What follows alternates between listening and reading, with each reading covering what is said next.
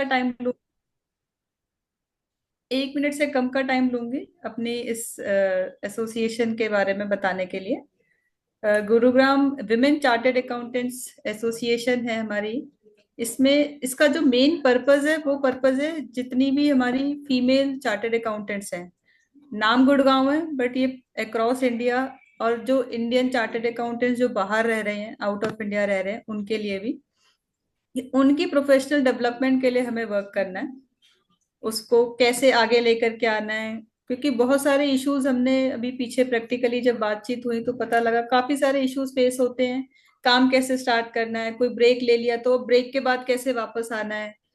कई बार होता है पढ़ाई कर ली, सीए बन गए, बट काम नहीं कर पा रहे, या जिस भी तरह के इश्यूज आ रहे हैं।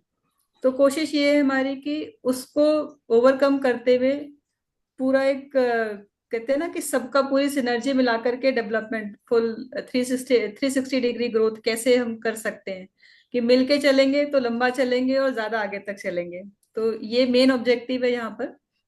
इसी में वन ऑफ द पार्ट है जहाँ पे हम वेबिनार्स भी कंडक्ट कर रहे हैं, सो दैट कि जो भी हमारे प्रोफेशन से रिलेटेड रिलेवेंट और इम्पोर्टेंट टॉपिक्स हैं, जो कि इन जनरल कोई नहीं कर रहा होता उस चीज को, या कर भी रहे हैं तो उसमें इतनी चेंजेस वगैरह आते रहते हैं कि हमें वो पता होनी चाहिए, सो दैट कि जो भी हमारे पास कोई भी क्लाइंट आ रहा है, प्रोस्पेक्टिव क्लाइंट आ रहा है, तो उसको आप केटर कर सकें।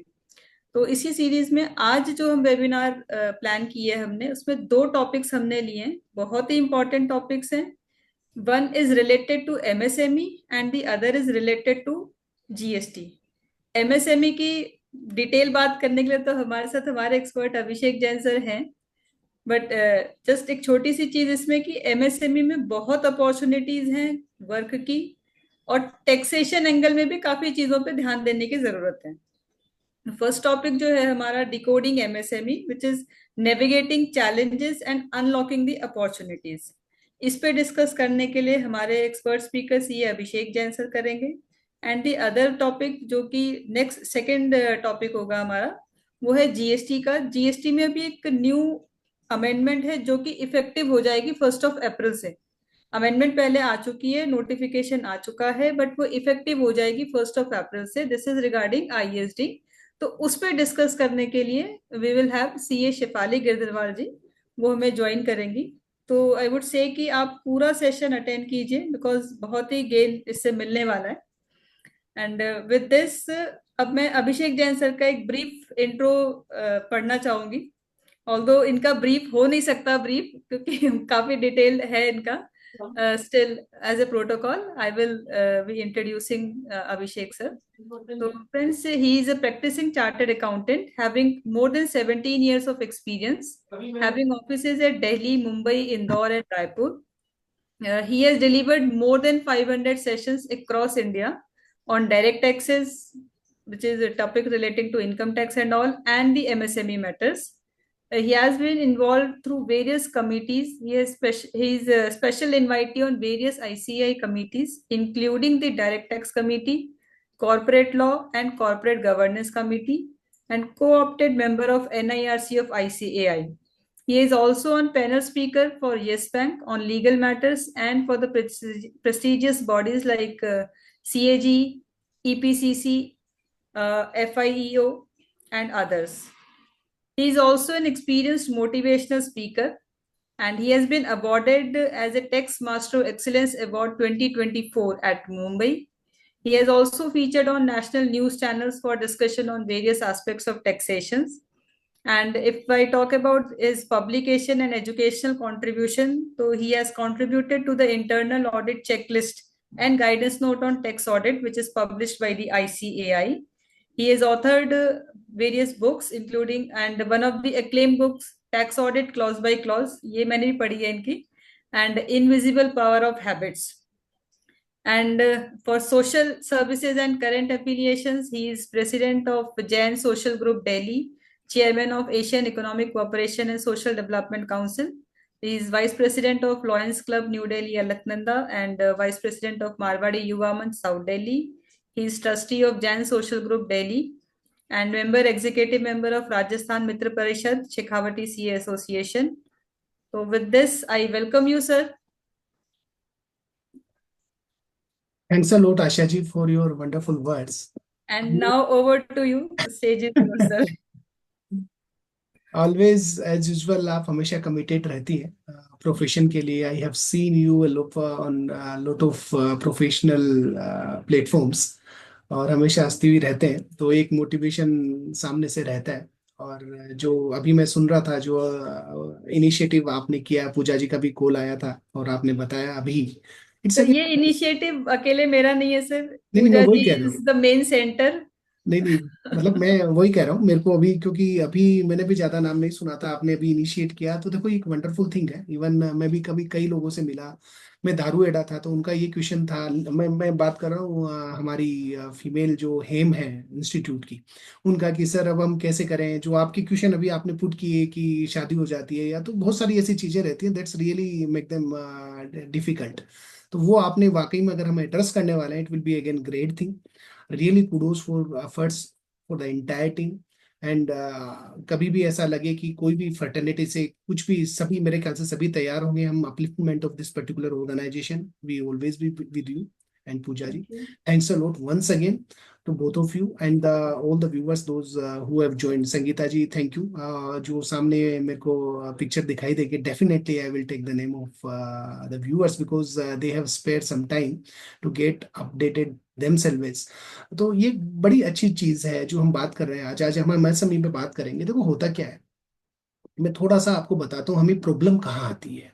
मैं काफी टाइम से एमएसएमई और इस पे पर्टिकुलरली डायरेक्ट एक्स पे काम कर रहा हूँ. प्रॉब्लम कहाँ आती है? प्रॉब्लम आती है कि जब हम हमारे क्लाइंट से डील कर रहे होते हैं, हमारे ट्रेडिशनल क्लाइंट होते हैं संगीता जी, और उनका एक जो नया बड़ा लड़का है, एकदम यंग है, डायनेमिक है, वो सीधा आके ही पूछता है कि हमें स्टार्टअप का बेनिफिट लेना है. सीधा उसको, चाहे वो स्टार्टअप में हो नहीं हो, हमें बेनिफिट आप क्या दिला सकते हो.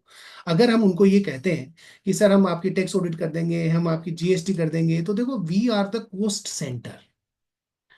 और आज हम कितना भी एफर्ट डाल दें कोस्ट में, ये नहीं कह रहा, it's again very essential thing as far as statute is concern. Why we have been appointed, it's our duty to extract out the certain thing जो जो कि लिजिटिमेट नहीं है. बट स्टिल, जब हम हमारी प्रोफेशन और हमारे अपग्रेडेशन की बात करें, और साथ में हम अपनी सारिका जी वेलकम, बात करते हैं हम अपने प्रोफेशन को आगे बढ़ाने की, तो देखो क्वेश्चन यही आता है कि हम हमारे क्लाइंट को दे क्या सकते हैं. सारिका जी, अगर आप ये कहते हैं कि सर मैं ऐसा करती हूँ, आपकी एसओपी बना दूंगी, देखो वो बिल्कुल ठीक है, हम कर रहे हैं, पर उनको पता है क्या लगता है कि अरे एसओपी बना के हमें इनकम कैसे जनरेट होगी. क्वेश्चन यही आता है. मैं टैक्स ऑडिट कर दूंगा, मैं कॉस्ट ऑडिट कर दूंगा, दैट्स फाइन इनफ, आप कर देंगे, and no doubt on that कि हम हमारी कंपिटेंसी पे कहीं डाउट आता है. तो उनके माइंड में ये रहता है यार ठीक है, ऑडिट कर देंगे, लास्ट में है बिल आएगा, तो बहुत ज्यादा, इतना ज्यादा अनटिल अनलेस कोई स्क्रूटनी से आपने बाहर निकाला, बड़ा मुश्किल सा काम, जब उसकी डिमांड आ गई तो एक अलग बात होगी.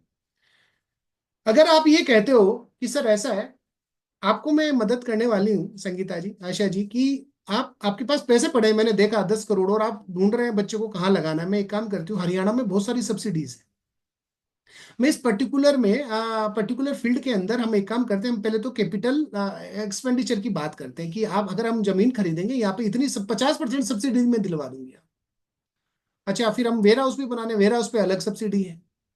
आप लोन लो सर, आपको लोन, लोन के बिना लोन क्यों दिलवा, अरे सर ऐसा है कि आप अगर एमएसएमई में रजिस्टर्ड हैं, तो उसके लोन के जो इंटरेस्ट है उस पर भी काफी वेवर है, ऊपर से इनकम टैक्स में बेनिफिट मिलेगा. देखो अगर हम ऐसे, तो उसका दिमाग, अरे यार बड़ा सही बोल रहे हैं, हमें थोड़ा सा समझना चाहिए. अच्छा, आप अब आप ही बता दीजिए कि इंडस्ट्री भी कौन सी लगाए, क्योंकि हमारे पास तो पैसा तो है. तो यहाँ हमारा रोल प्ले होता है, एक तरीके से एडवाइजरी जो हम बोलते हैं. और वो बंदा पैसे देने से, आप मान के चलो, अगर आप उसको 5 करोड़ का अगर प्रोजेक्ट है, और आपने 2.5 करोड़, या मैं कहता हूँ 2 करोड़ की सब्सिडी दिलवा दी, मैं कहता हूँ आपको 5 लाख देने से या 2 लाख देने से मना नहीं करने वाला. आप लिख लो आप. क्योंकि ये चीजें क्या है, ये एक अलग से चीजें हैं, और उसको लगेगा यार बड़ा फायदा करवा दिया, और वो बड़ा हंसते हंसते देके जाएगा एडवांस. उसी तरीके से ऐसे कई चीजें हैं जो हमारी एमएसएमई में, चाहे लोन सेगमेंट, अभी हम बात भी करेंगे, कुछ चेंजेस हुए. देखो यहाँ क्या, हमें थोड़ा सा, हमें अपने आप को डिवोट करना पड़ेगा, थोड़ा सा आरएनडी करनी पड़ेगी. हरियाणा इटसेल्फ, मैं पानीपत गया, सब जगह गया, तो सीएस जब बात कर रहे थे सेशन में, बोला सर आप आए थे तो आपने सब्सिडी के बारे में बताया था, तो इवन दो हमारा एक्सपीरियंस नहीं है, पर मैंने एक सब्सिडी कर दी है. क्योंकि उसका क्लाइंट था, वो बोला सर मैं तो R&D एक्चुअली क्या क्या है, थोड़ा सा देखो टाइम तो देना पड़ता है हमें कि भाई कौन से डिपार्टमेंट में जाना पड़ेगा, फॉर्म कौन सा सबमिट होगा, और एक दो बार अगर आपने ये एक्सरसाइज कर ली, दो तीन बार आपने क्लाइंटों के, you will be again a great expert of the subsidy. क्योंकि यहाँ वो वाली नॉलेज नहीं चाहिए कि आपको एक्ट देखना पड़ रहा हो, आपको यहाँ चाहिए प्रॉपर कि आप एडवाइस कर पाए, आपका बिजनेस सेगमेंट क्या है, आप किस तरीके के आगे प्रोडक्ट लाने वाले, और क्या मदद हम गवर्नमेंट से आपको दिलवा सकते हैं, चाहे सेंट्रल की बात करें चाहे स्टेट की बात करें। तो ये एक बड़ी अच्छी बात होगी कि हम इन सब चीजों को तरीके से कर कैटर कर पाए। दूसरी तरफ आता हूं, अगर आप अपने क्लाइंट को बोलते हैं सर मैंने बैलेंस शीट देखी है आपकी, इसमें 80 लाख रुपए बकाया है, 80 lakhs even on a recovery mode from one particular debts, sir हम मदद करेंगे। संगीता जी बोलती है सर लो मैं आपका निकलवा के देती हूँ पैसा, आप फेथ रखो एक 1.5 साल का, तो MSME समाधान इज देयर, और मैं रिकवरी कर रहा हूँ, number of recovery we have made. और पता है मजा क्या आता है, आप उसको बोलो कि सर देखो इंटरेस्ट के साथ कैलकुलेशन करके बता दूं अगर डॉक्यूमेंट सही है, और आप कर सकते हो। देखो मैं फिर कहता हूँ आप सब हम सब कर सकते हैं, मैंने भी ऐसे स्टार्ट किया था। और कहीं ज्यादा डिफिकल्टी हो तो क्या, हमारा नेटवर्क इतना अच्छा होता है, जैसे अभी आशा जी ने बोला कि हमारा ये वुमेन्स वाला ये ग्रुप बना है, यहाँ कोई ना कोई एक्सपर्ट होगा, या आप किसी स्पीकर से मिले होंगे, कोई काम कर रहा होगा, आपको तो बस केवल थोड़ा सा बेसिक लेना है जो क्लाइंट को आप बता सकते हो, बाकी काम तो नेटवर्क से होना है। डोंट बोदर दैट कि भाई मैं कैसे करूंगी क्या करूंगी, इतना टेंशन लेने की जरूरत ही नहीं है। आप you will B face of the client, आप सामने रहोगे, आप सब कुछ रहोगे, चार्ज आप करने वाले हो, क्योंकि हमारे नेटवर्क और हमारे प्रोफेशन की खास बात यही है कि सब तैयार रहते हैं काम करने में। तो अगर आप 80 लाख की रिकवरी कराते हो, मैं फिर कहता हूँ 3 4 5 लाख रुपए कहीं नहीं जाने वाले, 2 2 लाख मिनिमम से मिनिमम आप अपनी फीस चार्ज करिए, और हियरिंग करिए। मैं बात करूंगा उसका MSME समाधान पे भी आ रहा हूँ कि थोड़ा ऐसा बेसिक नॉलेज देके जाऊंगा आपको कि आप किसी भी क्लाइंट को बता सकते हैं कि हम रिकवरी करके देंगे with a full confidence. Client को लगेगा ही नहीं कि आप काम नहीं कर रहे। और यही ताकत होती है कि जब आप कॉन्फिडेंस से बोलते हो, क्लाइंट आपको फाइल देता है, और एक बार आपने रिकवरी करवा के दे दी तो मान के चलिए एक विथ रेफरेंस दूसरा आएगा, दूसरा वो बोलेगा यार इन्होंने मेरा रिकवर, और है भी क्या 3 गुना इंटरेस्ट के साथ में। तो ये बहुत अच्छी अपॉर्चुनिटीज है हम सभी के लिए। मैं थोड़ा सा बेसिक आपको बता रहा हूँ, क्यों बता रहा हूँ MSME का सेगमेंट इतना बड़ा है। तो मैं अभी डिस्कस भी करने वाला हूँ, बजट से भी कुछ MSME की चीजें निकाल के लेके आया हूँ, समाधान भी डिस्कस करूंगा, थोड़ा सा अपॉर्चुनिटी भी, स्टार्टअप के बारे में भी हम हल्का फुल्का, क्योंकि हमें हमें जो टाइम स्लॉट अलोटेड है हम उसमें बात करेंगे, और कोशिश करेंगे कि किस तरीके से हम इन सबको कैटर कर पाए। तो मैं स्लाइड शेयर करता हूँ, और स्लाइड शेयर करके आपके सामने रखता हूँ।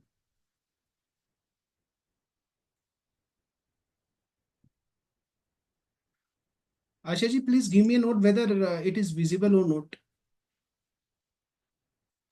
अभी आ रहा है इसमें।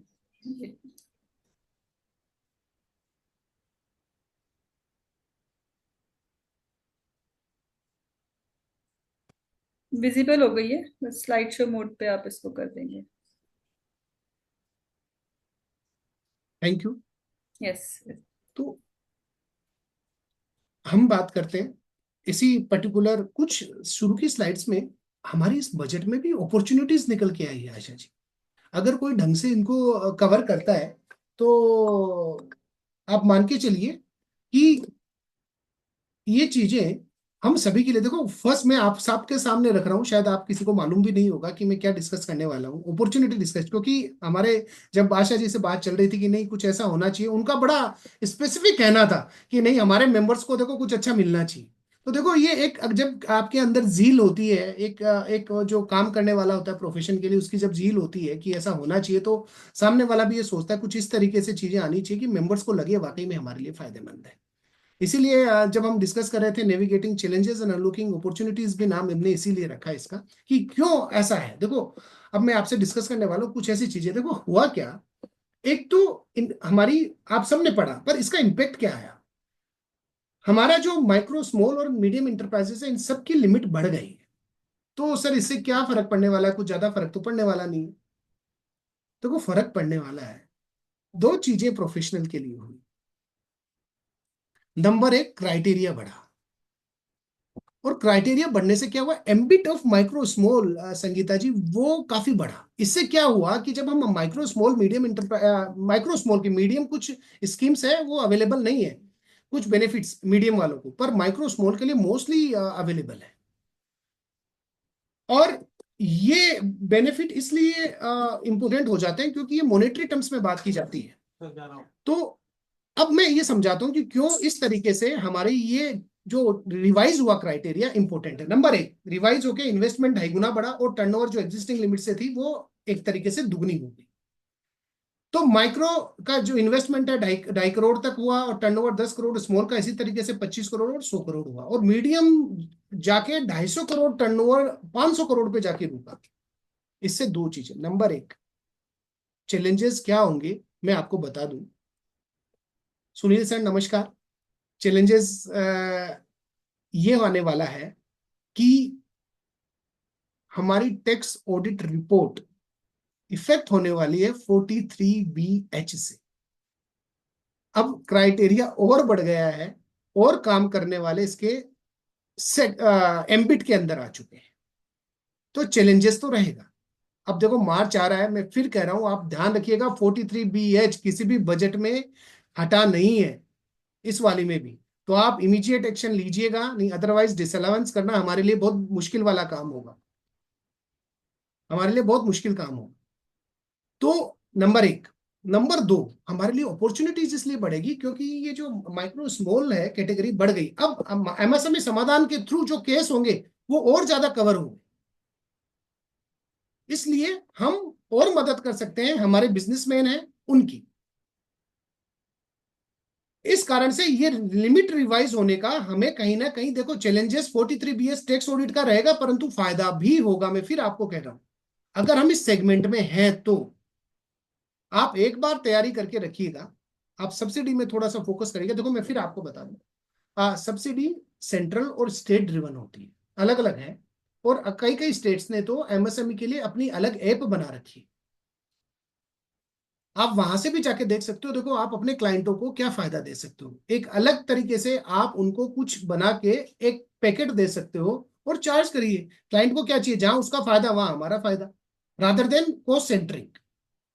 तो ये एक बात हुई। नंबर दो, अगर हम बात करें, ये पूरा इसलिए मैंने बताया क्यों इंपॉर्टेंट है ये लिमिट।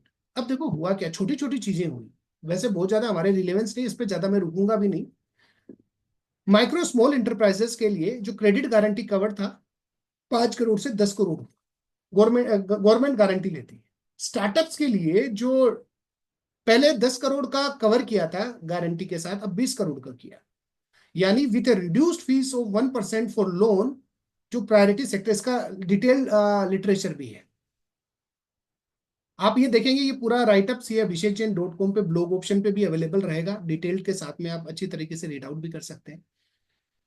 एक्सपोर्टर एमएसएमई फिर गारंटी का, देखो ये सब गारंटी कवर बढ़े हैं बिकॉज ऑफ द रिक्वायरमेंट।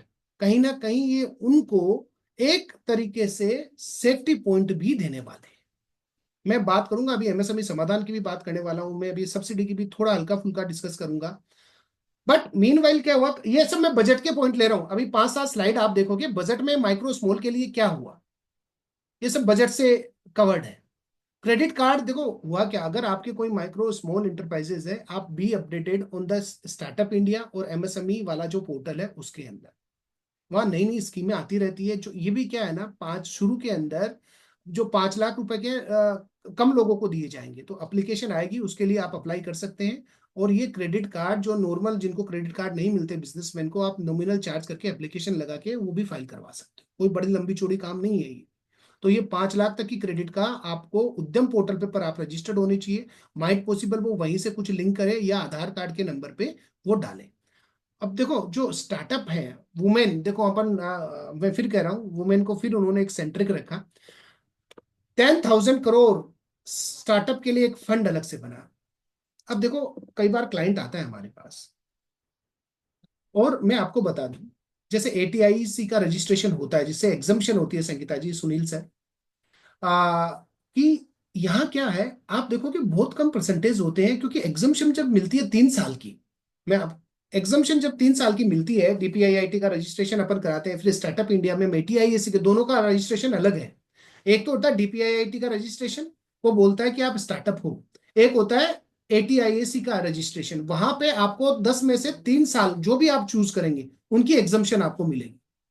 वो आपको चूज करने, एक बार आपने चूज कर लिया कंसिक्यूटिवली 3 साल आपको, फिर एग्जम्पशन चाहे आपका कितना भी प्रॉफिट हो वो आपको मिलेगा। तो यहाँ क्या है, टर्म लोन 5 लाख का फर्स्ट टाइम जो जैसे सपोज करो जीएसटी रजिस्ट्रेशन लिया, उनके पेन पे पहले नंबर नहीं था, अब वो फर्स्ट टाइम कैसे होगा, इसी तरीके से आइडेंटिफाइड करेंगे, राइट। तो 2 करोड़ तक के लोन आप मान के चलो फर्स्ट 5 लाख लोग जो आएंगे उनको दिए जाएंगे। अब मैं इसमें छोटी सी चीज आपको निकाल के देता हूं जो बड़ी यूजफुल है हम सभी सीएस के लिए। होता क्या है, आप देखिए मुद्रा लोन होता है, बहुत ज्यादा इसमें रिक्वायरमेंट नहीं रहती, 10 लाख तक का देते हैं। ये वाली स्कीम आने वाली है, देखो है क्या, हर एक बिजनेसमैन को आप देखते हो, हम हमारा जो ब्रैकेट है बिजनेसमैन का, वो नॉर्मली ऐसा नहीं है कि हमारे 50 करोड़ के ऊपर, मोस्टली हम एक नॉर्मल माइक्रो स्मॉल का जो हमारा अम्ब्रेला है उसी को कवर करता है। किसी को 5-10 लाख रुपए चाहिए, तो यहाँ आप अगर आप थोड़ा सा इनिशिएट करके आप नियर बाई आप पीएसयू बैंक में जाइए, और वहां पे आपको मैं कहता हूँ मिनी मिनी खाली एक दिन देना है कि मुद्रा लोन के लिए क्या रिक्वायरमेंट है और इस लोन के लिए क्या रिक्वायरमेंट है। मैं देखो बताता हूँ ये इनिशियल एडिशनल रेवेन्यू कैसे जनरेट होती है। आप वहां गए, आप मैनेजर से भी मिले, when you meet a manager in such a way कि सामने वाले को लगे यार प्रोफेशनल बंदा है, मैं फिर कहता हूँ आपकी फर्स्ट जो मीट होगी शानदार होनी चाहिए उसके साथ, और उसको लगना चाहिए हम एक अपर क्लास से बहुत अच्छे प्रोफेशनल है, कि सर एमएसएमई के लिए काम करता हूँ, तो सर मेरे को थोड़ा सा आपका मुद्रा का एक बार आप बता दीजिए, ये मेरा कार्ड है। उनको भी टारगेट होते हैं, मैं सबको बता दूं आपको, उनके टारगेट होते हैं, उनको फंड अलोकेट होता है कि भैया ये आपको बांटने हैं। अब अगर आपने संगीता जी, आशा जी, आपने लिया और 10-10 लाख की आपने 50 फाइल करवा दी साल भर में भी, मैं ज्यादा तो नहीं ले रहा, आप मिनिमम 5,000 10,000 जो आपको लगे कि भैया मेरी फीस है, तो कहीं कुछ पैसा हमारा कुछ हार्म नहीं होना है, हमारा स्टाफ भी कर सकता है, नॉर्मल फॉर्म होता है मैं बता दूं मुद्रा का, वो स्टाफ भी भर सकता है, बस मिलना है एक बार जाके आपको मैनेजर से, बाकी काम तो हमारा स्टाफ भी कर ले। तो देखो ये छोटी छोटी चीजें होती है, ये जो फंड आप यहाँ पे देखो जो आप देख रहे हैं, मैं पेन लेता हूँ, यहाँ आपको जो दिखाई दे रहा है, वेट फॉर अ वाइल,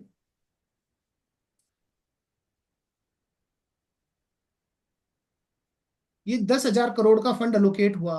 आप देख सकते हो कि 2 करोड़ तक की ये है, आपको इतना पैसा हमने अलग कर दिया बजट के लिए, तो ये क्या है, ये वही है जो मैं आपको बता रहा हूँ, ये टारगेट होते हैं और ये टारगेट फुलफिल करने पड़ते हैं, और मैनेजर को दे आर टाइम बाउंड कि भैया आपको फंड मिला, तो वो देखते हैं कुछ अच्छी फाइलें आ जाए, अगर आप अच्छी फाइलें लेके गए इमीडिएट सेंक्शन होते हैं।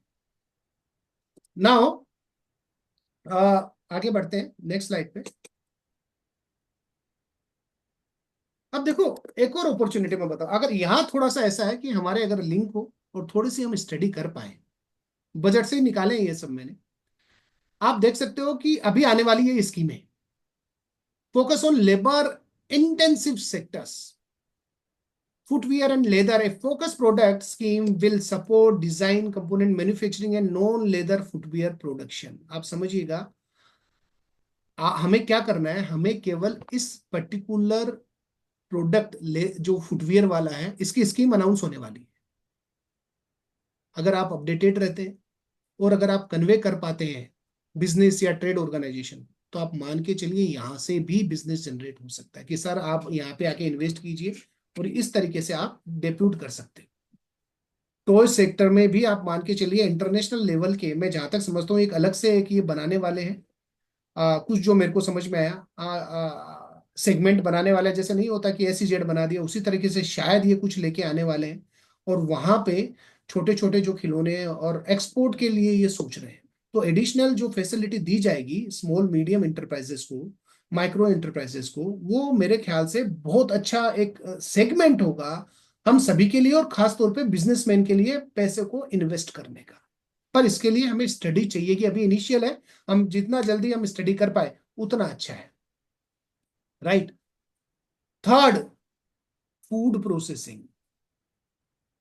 जिस स्टेट का नाम सबसे ज्यादा बोला गया बजट में वो था बिहार।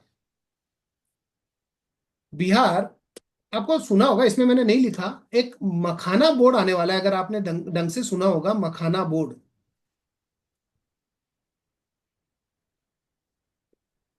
मखाना बोर्ड आने वाला है और उसका एस्टेब्लिशमेंट होने वाला है, and government will provide substantial fund to Makhana board to establish number of industries in the state of Bihar.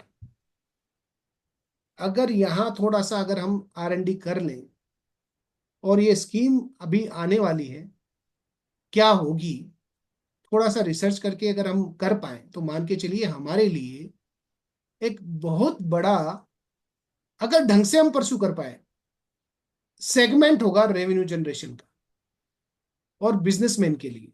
आप लिख लेना इस बात को, मखाना बोर्ड अगर जो भी ढंग से इसको कर पाएगा, जहां तक मेरा मैं परसीव कर रहा हूं, जबरदस्त सेगमेंट होने वाला है बिहार के लिए। तो बिहार आने वाले टाइम पे जहां एक बड़ी अपॉर्चुनिटी देने वाला है इन्वेस्टर्स। नाउ मूविंग फर्दर,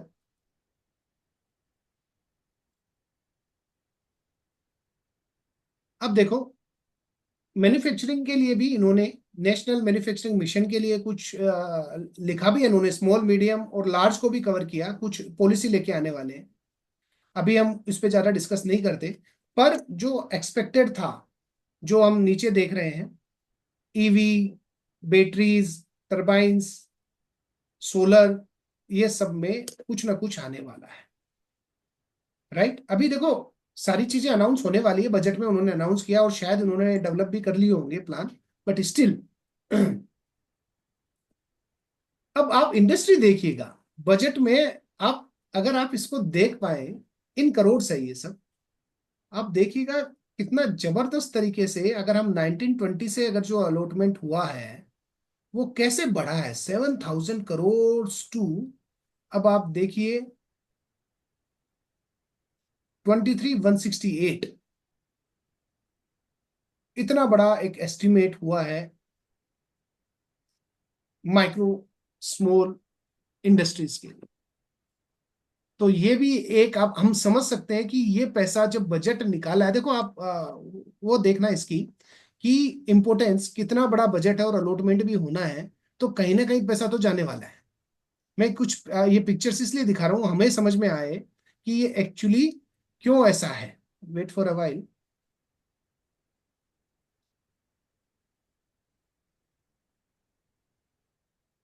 तो अब आप ये देख सकते हैं small MSME gross value added, जो आप देखिए जीडीपी के अंदर इनका हमारा कंट्रीब्यूशन कितना रहा जीडीपी के अंदर, 27%। 20-3 सालों में आप मान के चलिए अप्रोक्स 3% अगर हम बढ़ रहे हैं, ऑलमोस्ट, बहुत बड़ी बात है। एक्सपोर्ट आप देखिए एमएसएमई की तरफ से शार्प इंक्रीज हुआ है। मैं फिर कह रहा हूं, मैं जो बता रहा था मखाना बोर्ड है, अभी मैंने मैंने आपको बताया था लेदर वाली जो इंडस्ट्री है, टॉयज है, इंटरनेशनली एक्सपोर्ट होगा। देखो कहीं ना कहीं वो कंट्रीब्यूट करने वाले हैं जबरदस्त तरीके से। जो इनको सबसे पहले रीड आउट करेगा, जो सबसे पहले इनका वेटेज लेगा, जो सबसे पहले टर्न अराउंड करेगा इन सब चीजों को, ही और शी और that particular industry will get benefit out of it. Now अगर आप देखोगे share of export of MSME related product in all India export, वो भी मैंने यहां दिया है, इंक्रीज ही है। नाउ एक ये छोटी सी है, वैसे हमारे लिए बहुत ज्यादा फायदेमंद नहीं है, बट स्टिल है क्या, जो हमारे हाथ से काम करने वाले कारीगर जिसे हम बोलते हैं, जिसे नॉर्मली इन्होंने नाम दे दिया कि विश्वकर्मा का, कि जो क्राफ्ट्स पीपल और आर्टिसंस हैं जिसे हम बोलते हैं कि कारीगर, उनको कहीं ना कहीं क्रेडिट में भी फैसिलिटी दी गई कि आपको इतना क्रेडिट मिल जाएगा बिना किसी गारंटी के। आप देख सकते हैं मैंने यहाँ पे कोशिश की है, धोबी, सुनार, लोहार, ये सब बंदे होते हैं, पर ये भी एक तरीके से बेनिफिट है। नाउ ये सब राइटअप मैंने ऑलरेडी आपको बता दिया है, ब्लॉग सेक्शन में बजट से रिलेटेड जितने भी अनाउंसमेंट है, आप ब्लॉग सेक्शन में जाएंगे cabhishekjain.com पे, वहां आपको मिलेगा। अब आते हैं, देखो जो हम बात कर रहे हैं, एक क्लाइंट आपके पास बैठा हुआ है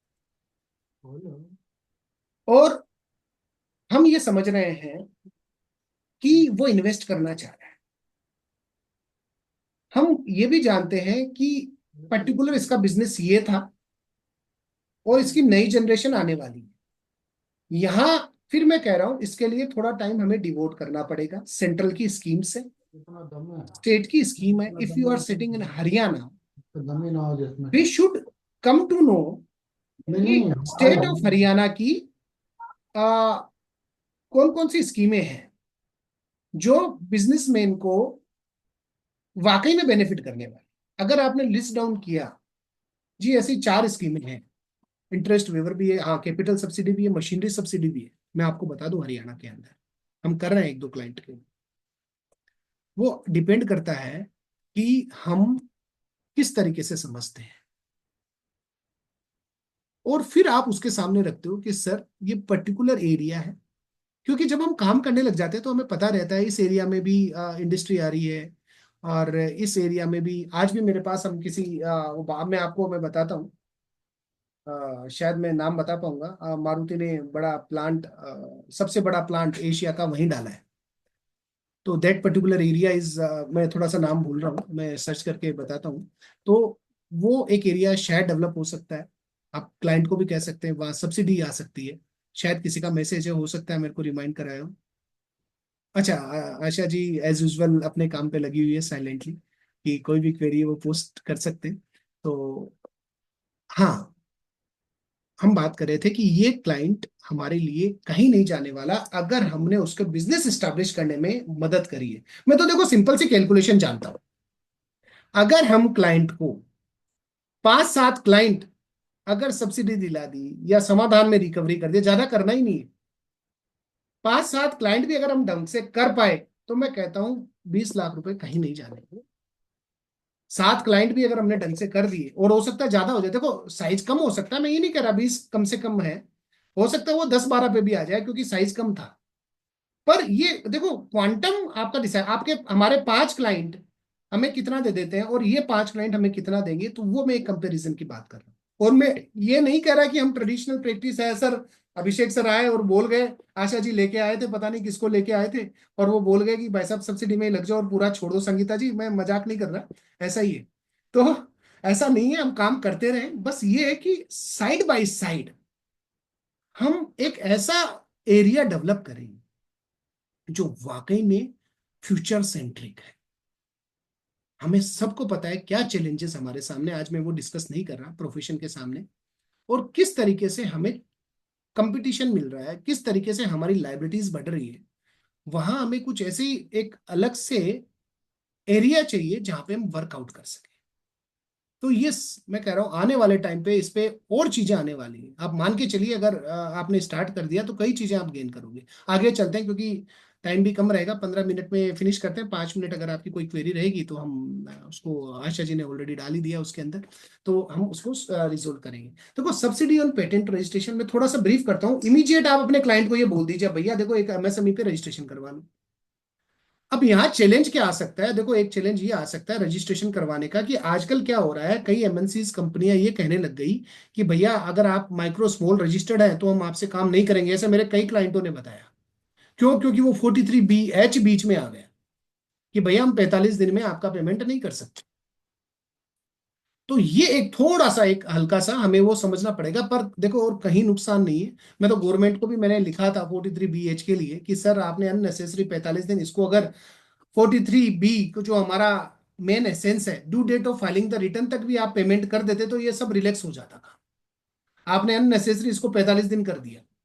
सब जगह चैलेंजेस हैं। अगर एक माइक्रो, अब आप समझिए मैं बात ये नहीं कर रहा, रिकवर माइक्रो पेमेंट भी माइक्रो को करना पड़ेगा। अगर उसने माल खरीदा है एमएसएमई से तो उसको भी नुकसान है। अगर वो 45 दिन के अंदर नहीं कर रहा, 80 लाख का आउटस्टैंडिंग है, तो आप मान के चलिए 3 times of the bank rate, उसकी हालत खराब हो जाएगी। सिंपल सी कैलकुलेशन करूं तो 8-10 लाख का तो प्रोविजन क्रिएट करना पड़ जाएगा। इंटरेस्ट का वो देगा कहां से? और उस पर भी कई परेशानी आती है, इंटरेस्ट पे टीडीएस काटूं कि नहीं काटूं, काट लिया तो समस्या, उसके सामने वाले में रिफ्लेक्ट होगा, पेमेंट कर पाऊंगा नहीं कर पाऊंगा। वो देखो वो एक अजीब ही समस्या है, वो हम डिस्कस नहीं कर रहे, वो tax audit point point of view से है। तो यहाँ पेटेंट रजिस्ट्रेशन है, 50% सब्सिडी आराम से मिलती है। रजिस्ट्रेशन क्या, कंपनी है, कंपनी पे 9,000 फीस है, अदरवाइज वैसे अगर आप एमएसएमई में करा लिया तो 4,500 है। इंटरेस्ट रिवर्सल में अभी आपको बता रहा था कि आप अगर पर्टिकुलर, देखो फिर मैं कह रहा हूं कि ये जो स्कीम्स है, कुछ सेंट्रल की स्कीम्स है और कुछ स्टेट ड्रिवन स्कीम है। आप दोनों को ध्यान रखिए। सेंट्रल में बहुत ज्यादा चेंजेस नहीं होते क्योंकि वो एक ही रहती है, one one product one nation वाला जैसे स्कीम्स हैं। और स्टेट के अंदर बड़ी वायरी रहती है। जैसे राजस्थान में जाओ आप, हरियाणा में भी है, मेरे को ऐसा ध्यान आ रहा है, हमने कहा स्टाम्प ड्यूटी वेवर रहता है माइक्रो स्मॉल के लिए। वो सर्टिफिकेट की भैया सीएसए, पहले तो सीएसए सर्टिफिकेट लाते थे कि भैया आप सीएसए सर्टिफिकेट लेके आओ, हम आपसे स्टाम्प ड्यूटी में इतना वेवर कर देंगे। तो देखो हर स्टेट की अलग अलग अपनी पॉलिसी। आप जिस स्टेट में काम करना चाह रहे हो तो आप सेंट्रल का तो देखो ही देखो, साथ ही साथ स्टेट की अगर कोई ऐसी स्कीम्स है जो आप अपने क्लाइंटों को बता सकते हो, बताइए जरूर। कैपिटल सब्सिडी की मैं बात करी था, अब आप वेयर हाउस जा रहे हो, आप कैपिटल स्ट्रक्चर खड़ा कर रहे हो, तो वो आपको सब्सिडी मिल जाती है।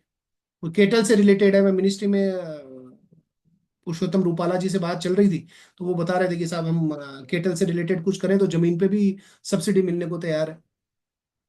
तो ये सब चीजें हमें देखनी पड़ेगी।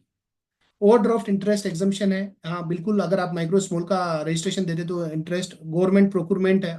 मैं आपको बता दूं, स्पेशल इंस्ट्रक्शन है पीएसयूज कि आपको इतना परसेंट, और एक लिस्ट भी है, अगर आपके पास नहीं है मेरे पास होगी कहीं से, कि ये जो प्रोडक्ट है वो केवल आशा जी माइक्रो स्मॉल से ही आप परचेज कर सकते हैं, जेम के थ्रू।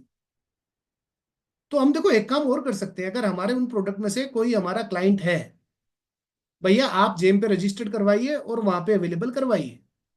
जेम पे रजिस्ट्रेशन मैं करवा दूंगा, भैया 5,000 रुपये लगेंगे।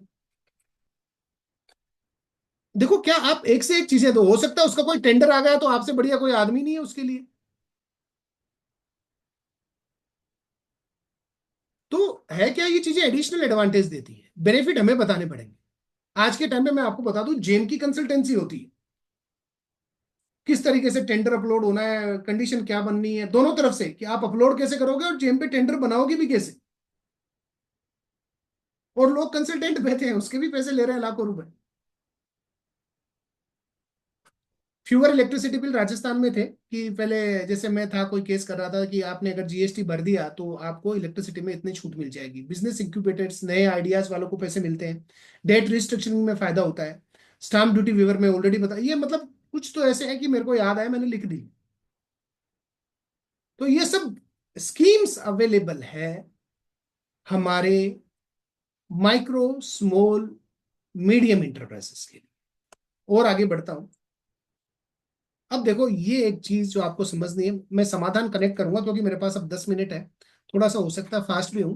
मैं समाधान और स्टार्टअप के मेन ऐसे पॉइंट लूंगा जो आप अपने क्लाइंट को कन्वे कर सकते हैं, और वो क्लाइंट बिल्कुल उसको ऐसा लगेगा कि आप बड़े एक्सपर्ट हैं। आप इतनी चीज इस सेशन से आप लेके जाएंगे कि अपने क्लाइंट को आराम से, हाँ आया खरखोदा हरियाणा, बिल्कुल आप सही बोल रहे हैं। टपुकारा आ गया, सारिका जी टपुकारा आ गया अपना भिवाड़ी, वहां जापानीज है। खरखोदा बिल्कुल सही बोल रहे हैं, नाम आईफोन आ रहा है, मैं समझ नहीं पा रहा, शायद आईफोन मेरे ख्याल से। सुनील, राजलक्ष्मी। हाँ, राजलक्ष्मी। अच्छा राजलक्ष्मी जी, देखो ये एक अच्छा है, हम प्रोफेशनली बैठे हैं। मैं जो मारुति वाले प्लांट की बात कर रहा था, जो राजलक्ष्मी जी, थैंक्स टू यू। अगर वीडियो ओपन रहे तो जरूर हम कनेक्ट कर पाएंगे एक दूसरे से, मैं रिक्वेस्ट करूंगा अगर आप कर पाए, वेल एंड गुड है, स्वागत है आपका। तो हम इंटरेक्शन, क्योंकि वर्चुअल इंटरेक्शन तो ऐसा ही होता है, वीडियो रहेगा तो और अच्छी बात रहेगी, नहीं रहेगा तो भी कोई बात नहीं, क्योंकि हम, आप रीनेम भी कर सकते हो अपने इसको ना, आईफोन हाँ को हाँ, रीनेम कर लीजिए तो बात करने में थोड़ा और इजी हो और जाता आसानी हो जाएगी, नहीं तो मैं ऐसे ही बोलूंगा जी आईफोन ने कहा है, रादर देन जी जरूर। जी जरूर। राजलक्ष्मी। तो ये एक अच्छी चीज है। मैं अभी आपके सामने जो डिस्कस कर रहा हूँ लास्ट 10 मिनट में, वो एक बड़ा इंपॉर्टेंट पार्ट है। आप अभी स्टार्ट कीजिए एमएसएमई समाधान की प्रैक्टिस, क्लाइंटों को कन्वे कीजिए कि भाई पैसे दिलवा के दूंगा। थोड़ा सा फास्ट ले रहा हूँ, देखो प्रोविजन क्या है, और हमारे 43BH में भी काम आएगा। केवल प्रोविजन डिस्कस कर रहा हूँ बड़ी आसान भाषा में, कि हमारा एग्रीमेंट है सेक्शन 15 के अंदर, ये सबको पता है, इसलिए मैं ज्यादा टाइम नहीं ले रहा, 1 से 2 मिनट के अंदर खत्म कर दूंगा। अगर एग्रीमेंट नहीं है, यहाँ प्रॉब्लम क्या है जो मैं आपको बताना चाह रहा हूँ, कंसल्टेंसी कैसे आती है, देखो मैं अभी समझा रहा हूँ।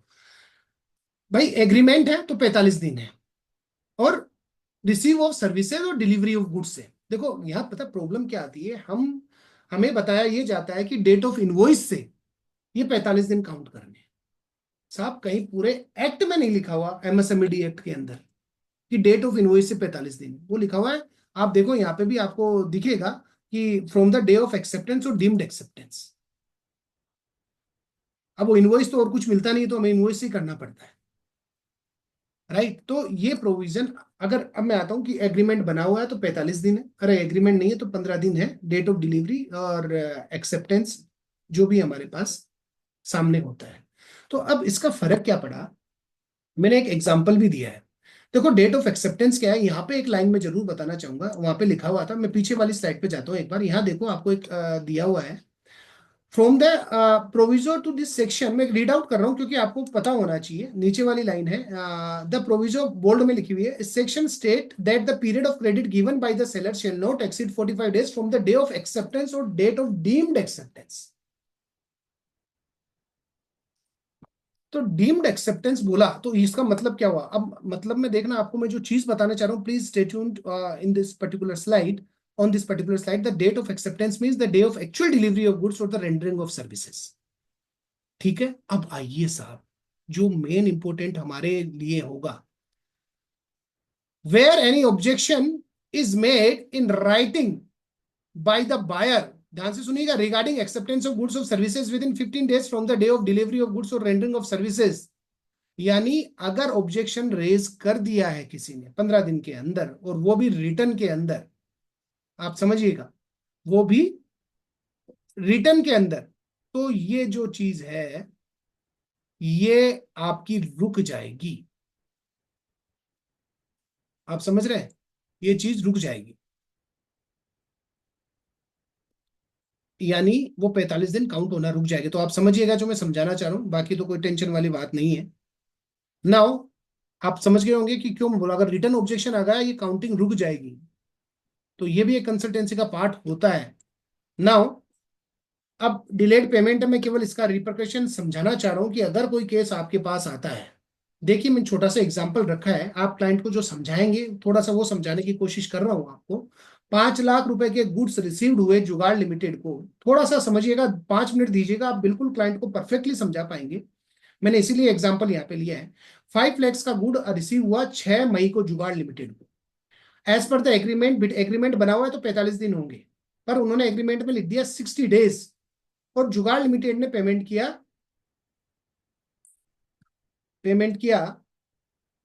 एक सेकंड में पेन ही ले लेता हूं तो इजी रहेगा हमारे लिए।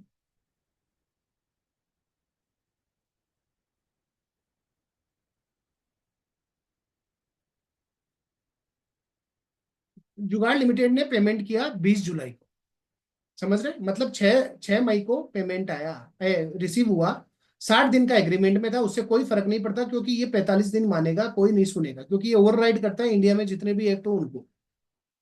अब हुआ क्या, तो अगर बात करूं 6 मई, तो 45 दिन जब खत्म होंगे तो मई के तो हो गए हमारे 25 डेज, और 20 डेज हो गए जून के, तो 21 जून से इंटरेस्ट लगना चालू।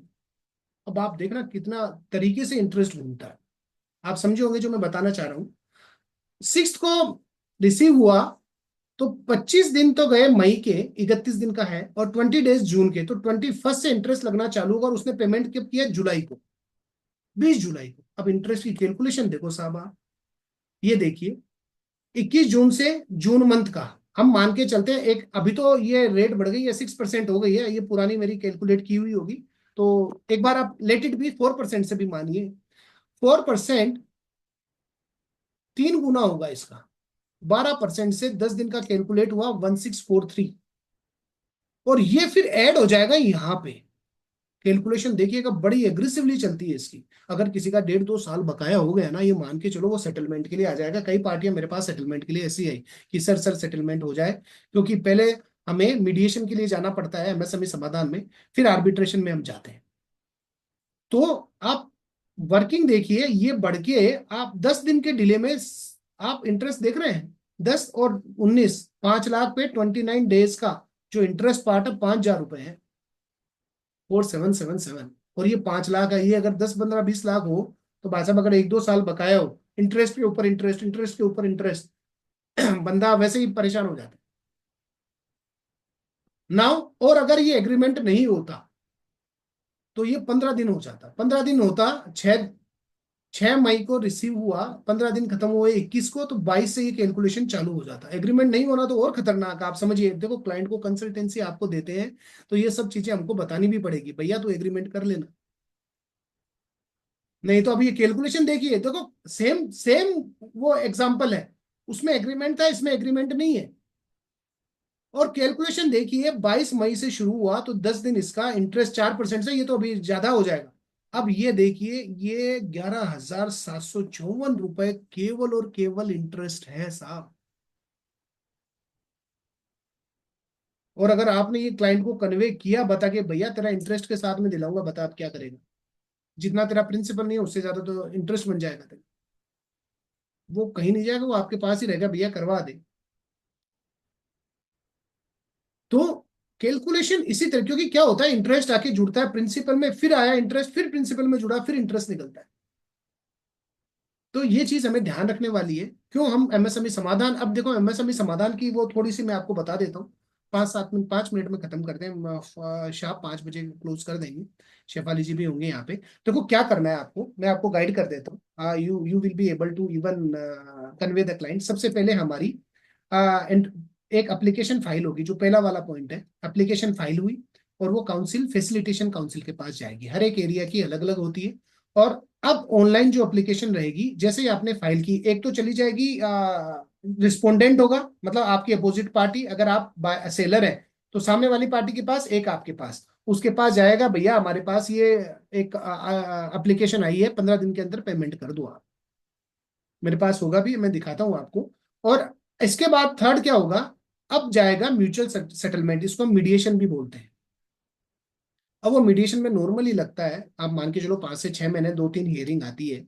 और वो मीडिएशन में आप भी जाते हैं, वो सामने वाला भी आता है कि भैया निपटा लो, कर लो। दोनों पार्टियां एग्री नहीं है तो फिर वो क्या होता है, वो केस में कन्वर्ट हो जाता है। अभी तक केस में कन्वर्ट नहीं हुआ है, 4th नंबर पे हूँ। अभी वो केस में कन्वर्ट नहीं है, अब वो केस में कन्वर्ट है साहब। अब क्या हियरिंग होगी, वो होगी आर्बिट्रेशन। आर्बिट्रेशन जैसे दिल्ली आर्बिट्रेशन है, अब तो अपने यहाँ पे और भी सहूलियत कर दी, यहाँ पे दे दिया। अब इंटरनेशनल आर्बिट्रेशन सेंटर है हमारे यहाँ पे। और वो फिर क्या होता है, फिर वहां सुनवाई होती है।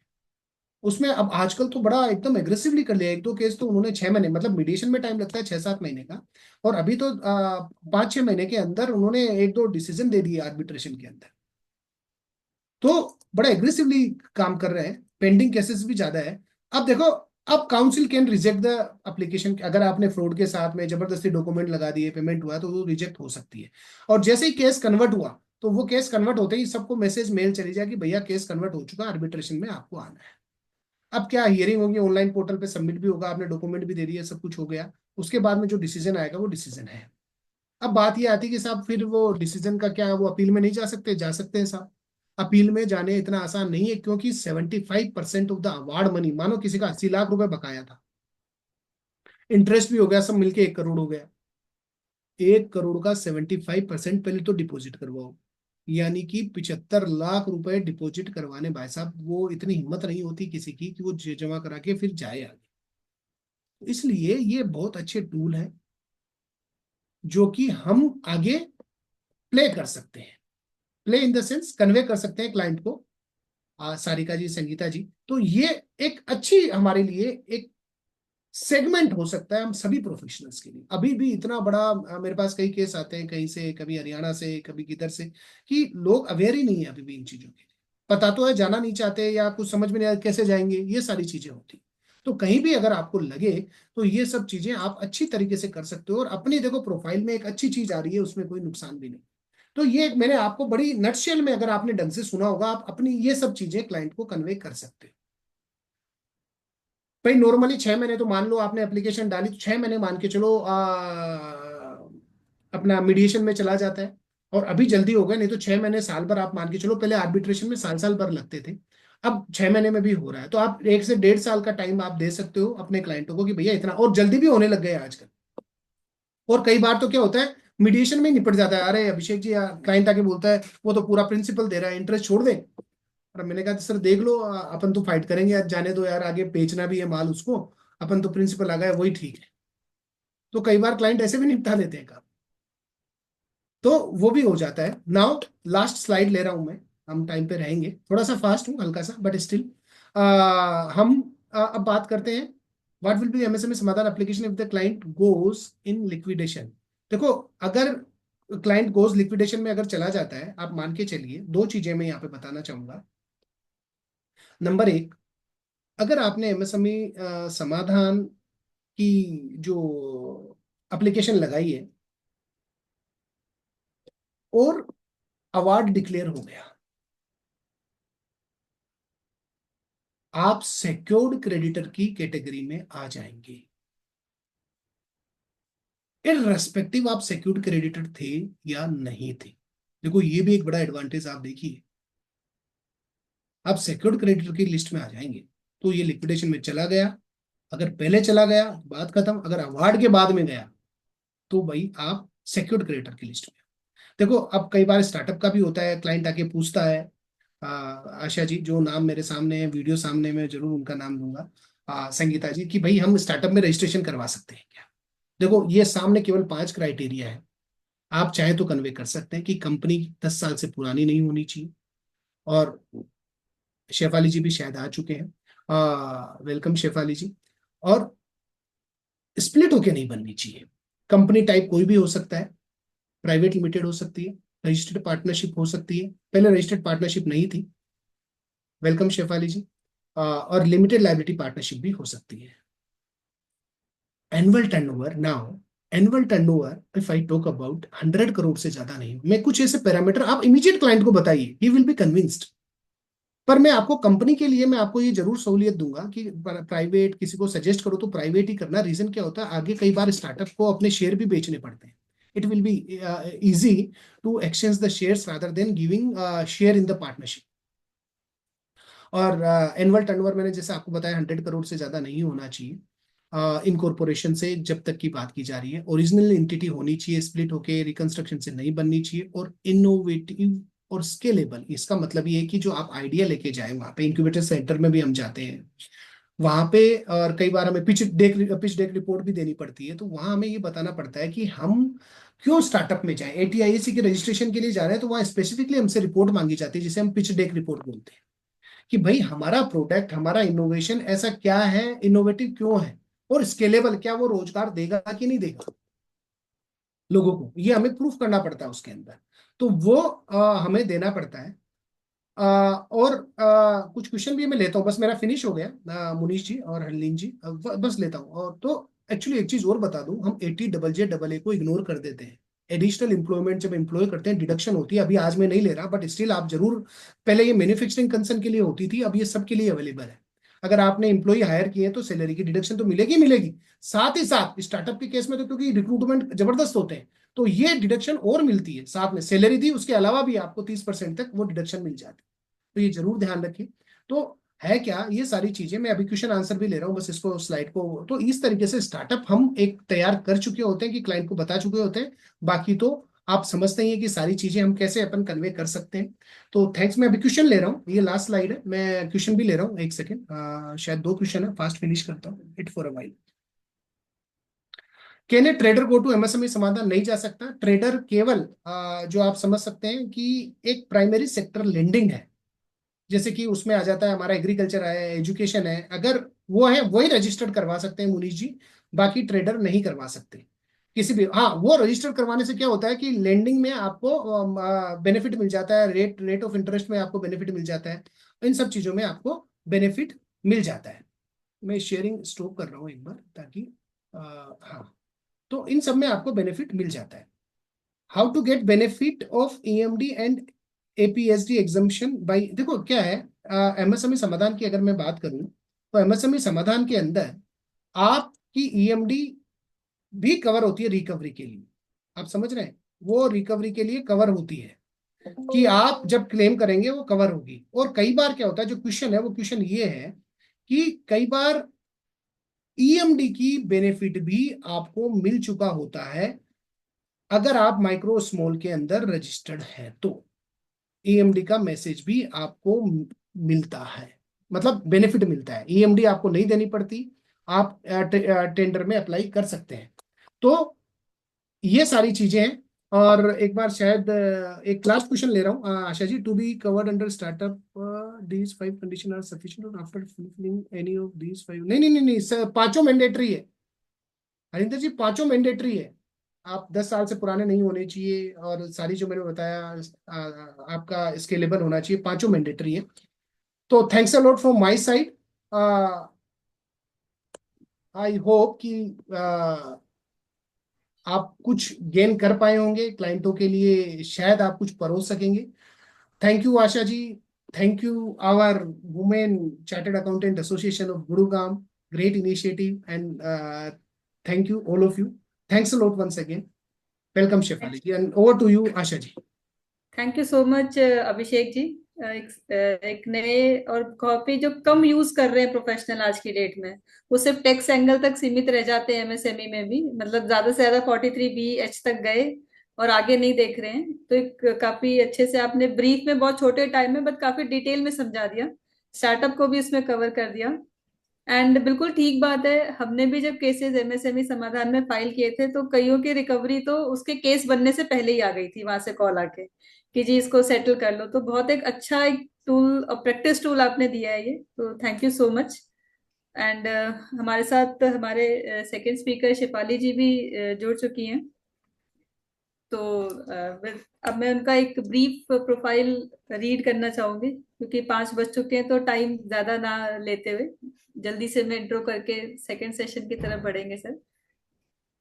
CA Shefali Girdewal ji is a qualified chartered accountant and specializing in GST consulting and litigation. She shares her in-depth knowledge of GST through her YouTube channel also, and she is also a writer and corporate trainer. She has conducted various sessions at various professional forums, including ICAI, ICSI, and she is very much passionate about simplifying complete tax concepts, and she helps business stay compliant and informed. And एक और चीज add करना चाहूंगी, इनको first time मैंने Covid के time पर online सुना था, तो तब से आई रियली फॉलो हर कि जहाँ पे अगर कुछ इनका ऑनलाइन हो रहा है, फिजिकली इस बार हुआ था बट मैं लेट हो गई थी तो मैं सुन नहीं पाई थी वहाँ जो आपका अभी रिसेंट सेमिनार हुआ था। And she is a very good speaker, and I am sure कि जितने भी हमारे पार्टिसिपेंट्स हैं they will definitely gain. Topic बहुत अच्छा है, बिल्कुल जो भी इम्प्लीमेंट होने वाला है 1 अप्रैल से। शिफाली जी विल करेक्ट मी अगर कुछ रॉन्ग होगा तो। So now over to you, Shefali ji. Thank you so much, ma'am. And I would like to welcome all of my listeners in this particular webinar. My brother Abhishek is here, and he has already deliberated on very, very important subject for all of you. And the subject which I have been assigned, IST. And in the GST में ना 2 तरह के provision है। एक तो वो है जिसको खा के पेट खराब होता है, एक होता है जिसको आप खाओ या नहीं खाओ, हवा में भी निकल गए तो सांस लेने से ही हो गया। तो भी IST वही वाला प्रोविजन होने वाला है कि मैंडेटरी भी कर दिया, जबरदस्ती भी है, लेकिन रिजोल्यूशन भी नहीं है। तो कई बार तो क्या होता है कि नोटिस कई बार हमें इसलिए आते हैं कि हमने कुछ गलती कर दी रिटर्न में, हमें कुछ समझ नहीं आया। But when you serve a half cooked provision, जैसे मैंने क्लैरिफाई भी नहीं किया लेकिन मैंडेटरी उसको फिर भी कर दिया है, तो वहां तो पेट खराब होना ही होना है। ठीक है, जैसे कुछ प्रोविजंस हैं जिनको मैं हमेशा बिलीव करती हूँ, which like give birth to most of litigation in GST। तो जैसे एक प्रोविजन था आपका एनुअल रिटर्न, जिस दिन आई थी तभी हम लोग का ये व्यू था कि आने वाले टाइम पे बहुत सारी लिटिगेशन इसी की वजह से जनरेट हो जाएगी, जबकि उसका कोई सेंस भी नहीं है। टू बी वेरी ऑनेस्ट, मुझे कई बार ये लगता है कि एनुअल रिटर्न भरवाई क्यों रहे हो, क्या पर्पस है जो वो सर्व करती है। आप 1 में 3B में ऑलरेडी टैक्स डिक्लेयर कर रहे हो, आपने खुद ही बोल दिया कि 1 में डिक्लेयर किया, 3B में पे नहीं किया, आपका सेल्फ असेस टैक्स हम डायरेक्ट रिकवरी कर सकते हैं, that you already mention in the law itself.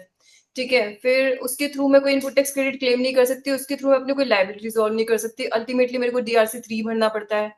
So what's the purpose? तो उसका पर्पस बस यही है कि डिफरेंस दिख गया ऑफिसर को तो आपको नोटिस जरूर भेजेगा। ठीक है, सेम प्रोविजन अभी जो 128A की एमनेस्टी स्कीम है ना, दैट इज अनदर लिटिगेशन